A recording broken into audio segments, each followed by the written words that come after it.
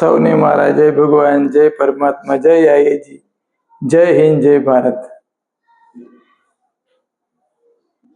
આજે એવા મહાનુભાવની જન્મ જયંતિ 24 મે અને 1896.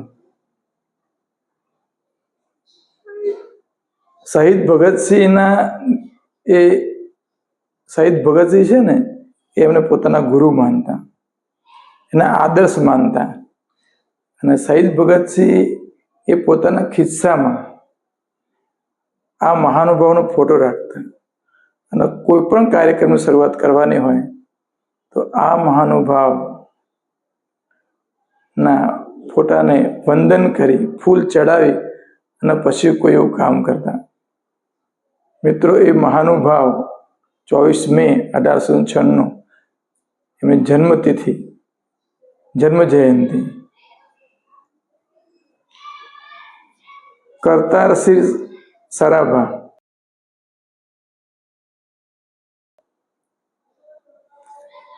એમના વિશે વાત કરીએ ને એ પહેલા બીજી એક વાત મારે કહેવી છે. આપણે બધાએ છે ને ગદર મૂવીની ખબર હશે, આપણને ગદર 2 ની ખબર હશે. પણ ભારતના લોકોએ અમેરિકામાં જઈ ગદર પાર્ટી બનાવી અને એ ગદર પાર્ટી બ્રિટિશ સલ્તનતના પાયા હચમચાવી નાખવા, બ્રિટિશ સલ્તનતને પાયામાંથી ઉખેડી નાખવા માટે એ પાર્ટી બનાવીને એ પાર્ટી વિશે, ગદર પાર્ટી વિશે કોઈને કદાચ ખબર નહીં હોય. પોતાના અંતરાત્માના પૂછવાનું, અને ખબર ના હોય તો એના વિશે બરાબર જાણી લઈએ. 1913ની અંદર લાલા હરદયાલ અને બાબા સોહનસિંહ ભકના, અને આજે જેની વાત કરીએ છીએ એ બધાએ સાથે મળીને ગદર પાર્ટીની સ્થાપના કરી. મિત્રો, જેમ સ્વાતંત્રતાનો પહેલો સંગ્રામ એના વિશે એક અલગ વિડીયો આપણે બનાવ્યો છે, એમ આજના હું જે વાત કરવાનો છું, જે કેરેક્ટર વિશે, એના વિશે વાત કરવાની મારે રહી ના જાય, એટલે ગદર પાર્ટી માટે એક અલગ સ્પેશિયલ વિડીયો બનાવવાનો છે. તો આ ગદર પાર્ટીના સ્થાપક સભ્ય કહેવાય, જે સ્થાપના થઈ અને પછી તરત જોડાયા એવા સભ્ય કરતારસિંહ સરાભા. પંજાબની અંદર લુધિયાણા અને પોતાની અટક જે નામ છે એ જ ગામનું નામ સરાભા ગામમાં જન્મ થયો. માતા પિતા છે એ બાળપણમાં જ અવસાન પામ્યા. તો એમના જે ભદનસિંહ કરીને દાદા હતા, એમણે એનો ઉછેર કર્યો. ઉચ્ચ શિક્ષણ માટે અમેરિકામાં ગયા. યુનિવર્સિટી ઓફ કેલિફોર્નિયા બર્કલની અંદર એમાં એમણે અભ્યાસ કર્યો, એન્જિનિયરિંગનો અભ્યાસ કર્યો. અને ત્યારે ગદર પાર્ટીના જે મિત્રો હતા ભારતીયો, એના સંપર્કમાં આવ્યા. લાલા હરદયાલે એ પાર્ટીની સ્થાપના કરી હતી. મિત્રો, એ પાર્ટીમાં જોડાઈ ગયા. શહીદ ભગતસિંહ વિશે જેને ખબર હોય ને, એમના ગદર પાર્ટીના તમામે તમામ સભ્યો, તમામ નેતાઓ વિશે ખબર હોવી જોઈએ. મિત્રો, હું અને અમારું વૈશ્વિક જીવન દર્શની એવું 100% કહી શકીએ. અમારો મત એવો છે કે જેમ 1857નો પ્રથમ સ્વાતંત્ર્ય સંગ્રામ જે થયો હતો, એવો જ 1915નો બીજો સ્વાતંત્ર્ય સંગ્રામ થવાનો હતો. એનું જે આખું આયોજન થઈ ગયું હતું. આ બંને સ્વાતંત્ર્ય સંગ્રામ છે એ સશસ્ત્ર ક્રાંતિ હતા. શસ્ત્રો સાથેની ક્રાંતિ કરી અંગ્રેજોના દેશમાંથી કાઢી મૂકવાની યોજના. પાર્ટ બીજો કહીએ ને, પાર્ટ 2, એ આ ગદર પાર્ટીનું આયોજન હતું. કરતારસિંહ સરાભા અમેરિકા ગયા. ત્યાં એમણે જોયું ને કે રંગભેદ જોયો એમણે, અને આપણા ભારતીયોની અપમાનજનક સ્થિતિ જોઈ. એમણે થયું કે કેમ આવું છે? આપણો દેશ આઝાદ નથી ને એટલે આપણે આ દશા છે.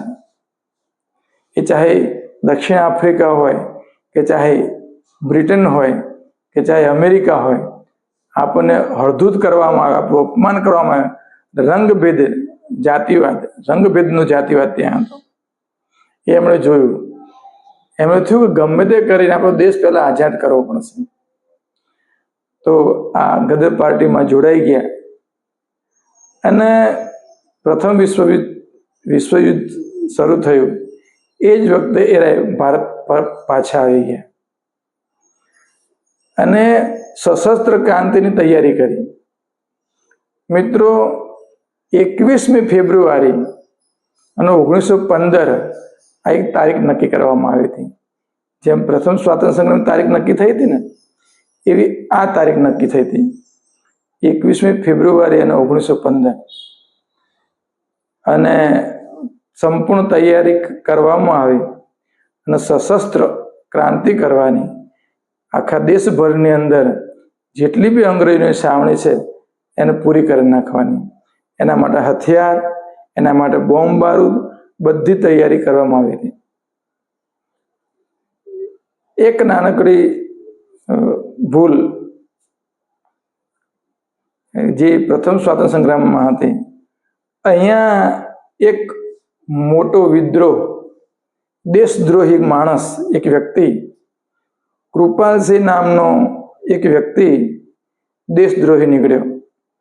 એટલે આ જે તારીખ હતી એ તારીખ છે ને એને લીક કરી નાખી, અંગ્રેજોને કહી દીધી. થોડી શંકા તો ગઈ હતી કે કૃપાલસિંહ કદાચ અંગ્રેજો સાથે ભળી ગયો હશે, તો તારીખ બદલીને 19 ફેબ્રુઆરી કરી.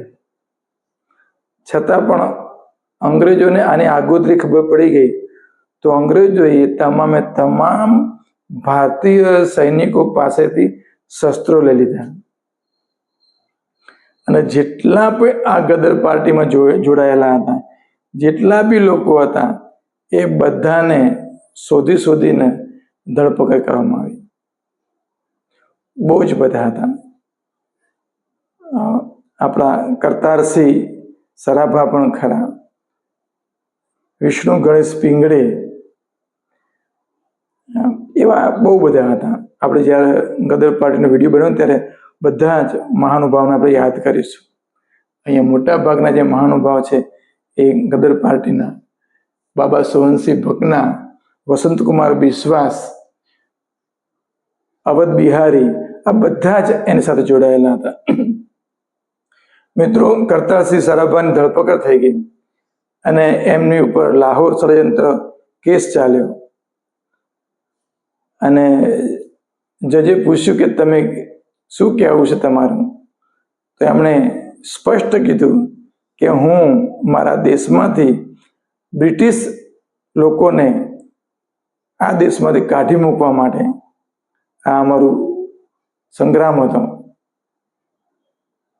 હજુ પણ જો મને તક મળશે તો ફરીથી પણ આ વસ્તુ કરવાનો છું. જજે કહ્યું કે તમારું નિવેદન, આ તમે બોલો છો ને કે બ્રિટિશ સલ્તનત કાઢી મૂકવા માટે, હાંકી કાઢવા માટેનું આ મારું કામ હતું, એને તમારું નિવેદન બદલી કાઢી શકો છો, તમારી સજામાં ફેર પડશે. તમે ના પડી, ના, જે હું બોલ્યો છું એ બરાબર જ છે. મિત્રો, એમને 16 નવેમ્બર 1915 એમને લાહોરની અંદર તેની જે જેલ, સેન્ટ્રલ જેલની અંદર ફાંસી આપવામાં આવી હતી. ફાંસી આપવાને પહેલા એ ગીતો ગાતા હતા. ક્યારેક એવું બને કે ફાંસી આપવાની હોય ને તો વજન છે ને વ્યક્તિનું ઘટી જાય, ચિંતા થાય, એને દુઃખ લાગે, એને તકલીફ થાય, પીડા થાય, તો માણસ જમી ના શકે, ખાઈ ના શકે. પણ અહીંયા તો એમના વજનમાં વધારો થયો અને ગીતો ગુનગુનાવતા હતા. એનું એક ગીત આપણે જરાક એમને અહીંયા જોઈને કહ્યું કે સેવા દેશ દી જિંદડીએ બડી ઓખી, ગલ્લા કરનિયા ઢેર સુખલિયા ને. એટલે કે દેશ સેવા કરવી છે ને એ બહુ અઘરી વસ્તુ છે, સહેલી વસ્તુ નથી. એના માટે બહુ બધા ઢેર સુખલિયા, બહુ બધા સુખોને ત્યજવા પડે. આવા કરતારસિંહ સરાભા, જેમણે માત્ર 19 વર્ષની ઉંમરે એમને ફાંસીની સજા મળી. મિત્રો, એટલે આવા જે દેશના શહીદો છે એમને કેમ કરીને ભૂલાય? દેશને આઝાદ કરવા માટે મરતા મરતા પણ દેશનું જ કલ્યાણ થાય, આઝાદી મળે. સૌથી પહેલું એમનું વિઝન હતું કે પહેલા આ દેશમાંથી અંગ્રેજો જતા રહેવા જોઈએ, અને પછી આ દેશને આપણે બહુ સુંદર દેશની અંદર નિર્માણ કરશું, મેરા દેશ મહાન મહાન બનાવશું. આવી એમની અભિલાષા, અપેક્ષાઓ હતી. તો આપણે શું કરવું જોઈએ? આ જ્યારે આપણે આનો અભ્યાસ કરીએ છીએ, બધાનો થોડો અભ્યાસ કરી રહ્યા છીએ, આપણે માત્ર થોડોક અભ્યાસ કરીએ, તો આપણા ભાગમાં આવે છે કે હવે શું, આફ્ટર વોટ? એમણે તો પ્રયત્નો કર્યા હતા, એમણે તો પોતાના અભ્યાસનો, પોતાની કેરિયરનો, પોતાની જિંદગીનો વિચાર નથી કર્યો. તો કંઈક એના માટે કંઈક નક્કર આયોજન જોઈએ. તો યુવાનો છે ને, યુવાનો આ જ કરી શકશે.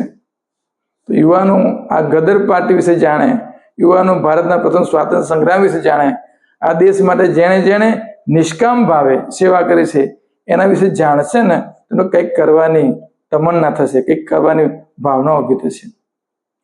તો આજે એમની કરતારસિંહ સરાભાની જન્મ જયંતિ છે, એમના શતસવંદન કરીએ. દેશ માટે શહીદ થઈ ગયા બહુ નાની ઉંમરે.